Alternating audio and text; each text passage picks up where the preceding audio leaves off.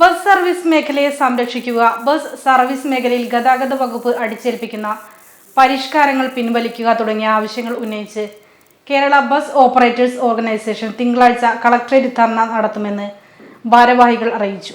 ഓൺലൈനായിട്ടുള്ള അപേക്ഷ കൊടുക്കുന്നത് അതിപ്പോൾ നേരത്തെ നമുക്ക് KSRTCക്കൊക്കെ ഏത് സമയത്ത് വന്നാലും അവർക്ക് ഫിറ്റ്നസ് എടുക്കുന്ന സംവിധാനം സ്വകാര്യ ബസ്സുകൾക്ക് മറ്റു വാഹനങ്ങൾക്ക് ഓൺലൈനായി അപേക്ഷ നൽകി ഒരു 40 വാഹനങ്ങൾക്ക് മാത്രം ഒരു ദിവസം ചെയ്യപ്പെടുന്ന സ്ഥിതിയാണ്. ഇപ്പോൾ ശനി ഞായറൊക്കെ വരുമ്പോൾ നമ്മുടെ ഊഴം കാത്ത് പണികൾ കഴിഞ്ഞാലും നമ്മൾ ഏത് വാഹനമാരും നിൽക്കുന്ന സ്ഥിതിയാണ്. അത് നമുക്ക് KSRTC കിട്ടുന്നത് പോലുള്ള സംവിധാനം നമുക്കുണ്ടാകും.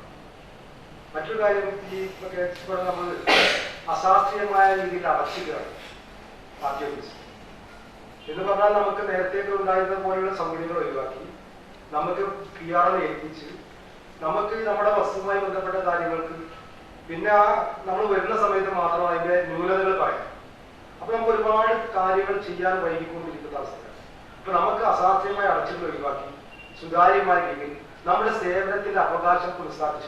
രാവിലെ 10 മണി മുതൽ വൈകിട്ട് 5 മണി വരെ നടക്കുന്ന കളക്ടറേറ്റ് ധർണ പ്രതിപക്ഷ ഉപനേതാവ് PK കുഞ്ഞാലിക്കുട്ടി ഉദ്ഘാടനം ചെയ്യും.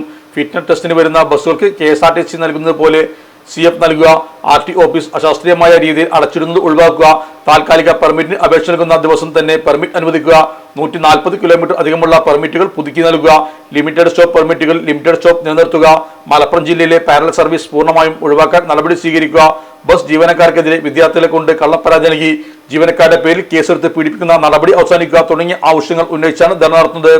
വാർത്താസമ്മേളനത്തിൽ ജില്ലാ പ്രസിഡന്റ് മുസ്തഫ കളത്തുംപടിക്കൽ, ജില്ലാ general secretary MC Kunhippa, vice president Wakith Koya, joint secretary Dinesh Kumar, Manjeri executive member Vadakkan Yusuf എന്നിവർ സംബന്ധിച്ചു.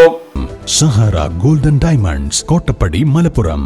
ഫോൺ 9744 912 916.